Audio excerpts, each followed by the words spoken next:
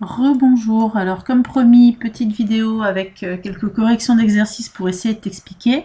Donc je vais t'en proposer trois. Le premier, c'est du méga classique.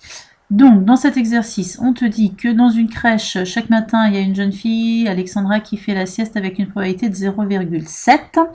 Si elle fait la sieste le matin, elle la refait à nouveau, sous-entendu l'après-midi, avec une probabilité de 0,2. Et sinon, elle fait la sieste l'après-midi avec une probabilité de 0,9. Première question, représenter cette situation par un arbre que l'on complétera entièrement. Donc, l'arbre, ici, c'est du grand classique, deux branches au départ qui se reséparent chacune en deux. Alors, l'erreur classique, certains de tes camarades ont fait ça. Soit elle fait une sieste le matin, soit elle fait une sieste l'après-midi. Ça, c'est pas possible parce que ces deux événements ne sont pas contraires. Elle peut très bien faire une sieste le matin et l'après-midi, et du coup, c'est pas possible d'avoir comme ça deux branches différentes. Donc, ce qu'il faut faire, c'est dire que soit elle fait une sieste le matin, soit elle ne fait pas de sieste le matin. Et ici, on a forcément toujours deux événements qui sont contraires, ou alors trois éventuellement, mais qui se complètent, qui forment une partition. Donc, elle fait une sieste le matin avec une probabilité de 0,7. Oui, c'est ça. Et du coup, elle ne fait pas de sieste le matin avec une probabilité de 0,3. Et ensuite, dans les deux cas, soit elle fait une sieste l'après-midi, soit elle n'en fait pas. Donc je note A, l'événement, elle fait la sieste l'après-midi. Si elle l'a faite le matin, elle la refait avec une probabilité de 0,2.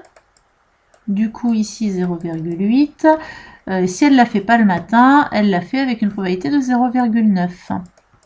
Et du coup, ici, 0,1. Question numéro 2. Calculer la probabilité qu'elle ne fasse pas du tout de sieste dans la journée.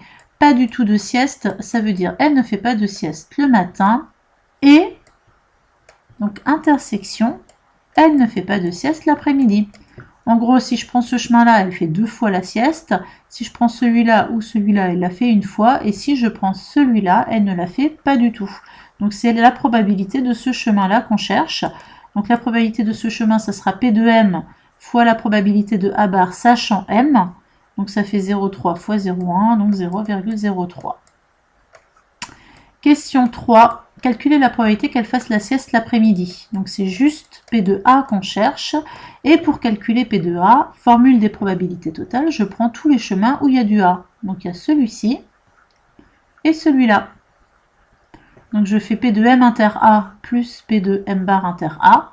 Et ça fait 0,7 fois 0,2 plus 0,3 fois 0,9. Et je ne sais plus par cœur combien ça fait, mais je t'ai donné la correction. Et après, à l'oral, enfin au tableau, j'avais rajouté une question 4 qui n'était pas posée au départ, mais qui est quand même un grand classique. Cette question disait, le soir, sa maman vient la chercher, et au moment où elle arrive, Alexandra est encore en train de faire la sieste. La question était, quelle est la probabilité qu'elle ait déjà fait la sieste le matin? Donc ce que je te demande de calculer ici, c'est la probabilité qu'elle ait fait la sieste le matin, mais sachant que elle dort aussi l'après-midi. Donc c'est cette probabilité-là qu'on te demande de calculer. Et cette probabilité-là, elle n'est pas donnée dans l'énoncé. À aucun endroit on te la donne. Si j'avais inversé le A et le M, là oui, il suffisait de répondre que c'est 0,2. Mais dans ce sens, je ne sais pas faire, enfin j'ai pas l'information pour l'instant, donc si j'ai pas l'information, j'applique une formule pour la calculer. Et la formule, ce sera A inter M sur P de A. La probabilité de A inter M, c'est 0,7 fois 0,2. Divisé par la probabilité de A que j'ai calculée dans la question 3. Il n'y a plus qu'à remplacer par les valeurs, à taper, et on trouve la réponse. Ça, c'est du méga classique. On construit l'arbre, on calcule des intersections, on applique la formule des probas totales, et à la fin, on trouve une conditionnelle où on a retourné les choses par rapport à ce qui est donné dans l'énoncé. Autre exercice un petit peu moins classique, le 53. Alors je vais pas te le faire en entier parce que l'arbre est gros et moche et tout ce que tu veux, mais il a l'intérêt de montrer qu'il existe des arbres pas symétriques, et justement il y en a dans ton DM, des arbres pas symétriques. Et puis il donne aucune probabilité, donc c'est à toi de trouver toutes les probabilités. Donc dans cet exercice-là, je te dis qu'on a une urne qui contient 3 boules rouges, une boule noire et une boule verte. Et dans l'énoncé, on te dit qu'on tire sans remise 3 boules dont on note la couleur. Donc en fait, au premier tirage, je peux avoir une boule soit rouge, soit noire, soit verte. Si j'étais hyper rigoureuse, il faudrait que je précise ici le nom des événements. Ça, c'est au premier tirage. Donc ça, c'est l'événement, je tire une boule rouge au premier tirage. Ça, c'est l'événement, je tire une boule noire au premier tirage, etc. La probabilité, vu que j'ai 3 boules rouges et 5 boules en tout, ici, elle est de 3/5, pas de problème. Ici, elle est de 1/5. Et ici, elle est de 1/5. Ensuite, au deuxième tirage, si j'ai tiré une boule rouge au premier, je peux encore une fois soit avoir une boule rouge au deuxième, soit avoir une boule noire au deuxième, soit avoir une boule verte au deuxième. Les probabilités. Si j'ai déjà tiré une boule rouge dans mon urne, il n'y a plus que 2 boules rouges, une noire, une verte. Donc la probabilité de tirer une rouge, ce sera 2/4. La probabilité de tirer une noire, ce sera 1/4. Et la probabilité de tirer une verte, ce sera 1/4 aussi. Maintenant, là où ça change par rapport à tout à l'heure, c'est ici. Si j'ai tiré la boule noire au premier tirage, dans mon urne, je n'ai plus que 2 couleurs, du rouge et du vert. Donc 2 branches. Soit au deuxième tirage, j'ai du rouge, soit au deuxième tirage, j'ai du vert. Ici, probabilité, ce sera 3/4, puisqu'il me reste 3 boules rouges dans mon urne. Et ici, 1/4, puisque j'ai une boule verte dans mon urne. Et si j'ai tiré une boule verte au premier, même chose, soit elle est rouge, avec une probabilité de 3/4, soit elle est noire, avec une probabilité de 1/4.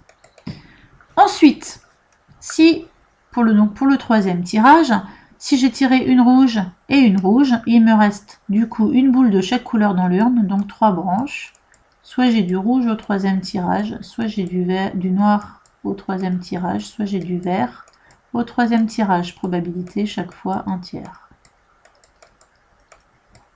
Si j'ai tiré du rouge au premier et du noir au deuxième, il me reste plus que 2 possibilités, rouge ou vert. Ici, il me reste plus que 2 possibilités, rouge ou noir. Ici, j'ai tiré du noir au premier, j'ai tiré du vert au deuxième. Il n'y a plus le choix, il me reste dans mon urne 3 boules rouges. Donc je vais forcément avoir une boule rouge au troisième tirage avec une probabilité de 1. Après, il faudrait compléter le reste de l'arbre, je suis sûre que tu as compris. Et on te demande de calculer la probabilité d'obtenir 3 boules de couleurs différentes. Une fois que tu as rempli tout ton arbre, tu regardes simplement quelles sont toutes les branches pour lesquelles j'ai 3 couleurs différentes.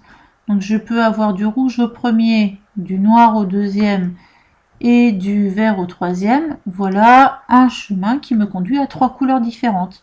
Je calcule la probabilité de ce chemin. Ce sera tout simplement 3/5 fois 1/4 fois 1/3. Autre possibilité pour avoir 3 couleurs différentes, je peux avoir du rouge au premier, du vert au deuxième et du noir au troisième. Voilà une deuxième branche, un deuxième chemin qui convient. Je calcule la probabilité de ce deuxième chemin.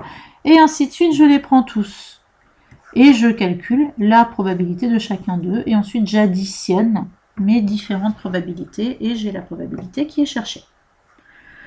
Donc, encore une fois, cet exercice était pour te montrer qu'on peut avoir des arbres pas symétriques. Puisque là, ça fait du 3. Ici, j'ai que 2 branches. Ici, j'ai que 1 branche.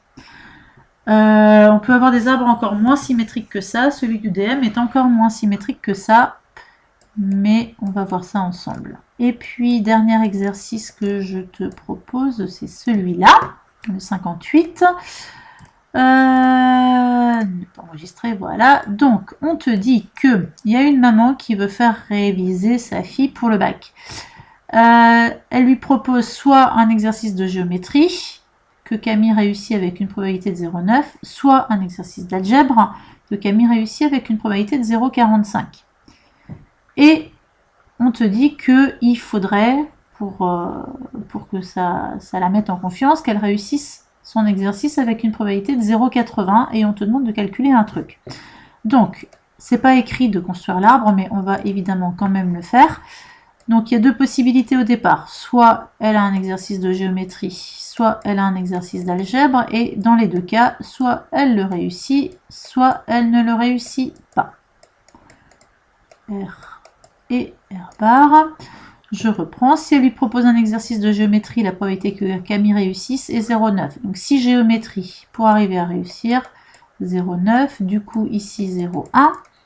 Et si elle lui propose un exercice d'algèbre, la probabilité que Camille réussisse est de 0,45. Donc ici 0,45 et donc ici forcément 0,55 puisque la somme des deux, encore une fois, doit faire 1. Elle souhaite que Camille réussisse son exercice avec une probabilité d'au moins 0,8. Donc ça se traduit par la probabilité de réussir doit être au moins 0,8. Voilà. Donc ça, c'est ce que nous dit l'énoncé. Il ne nous dit rien de plus. Et ce qu'on nous demande, c'est, sachant que cela doit être vrai, quelle est la probabilité minimale qu'il faut mettre pour choisir un exercice de géométrie. Donc en gros, qu'est-ce qu'il faut mettre ici pour que au minimum P de R soit égal à 0,8. Et bien ça revient juste à résoudre une équation en fait. Là j'ai mis un point d'interrogation, en réalité on ne va pas mettre un point d'interrogation, on va lui mettre une valeur, on va l'appeler x. Et on va simplement résoudre une équation avec ce x.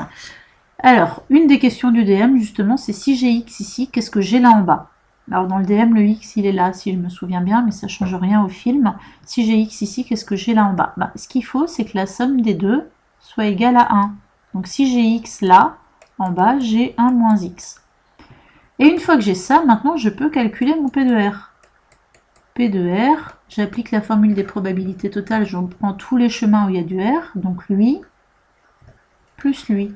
Donc si je veux l'écrire avec des événements, ce sera d'abord P de G inter R, plus P de A inter R.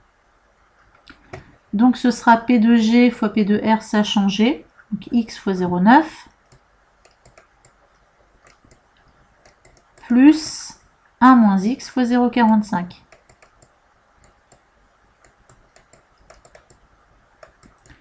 Et ce truc-là, ça doit être P de R, donc ça doit être supérieur ou égal à 0,8. Et après, il n'y a plus qu'à développer ici. On regroupe le 0,9x avec le moins 0,45x. On passe le reste de l'autre côté, on divise machin, et on trouve que x doit être supérieur ou égal à je ne sais plus combien. Voilà. Donc dans le DM, exercice 1, c'est un truc de ce genre-là. Il y a un x quelque part.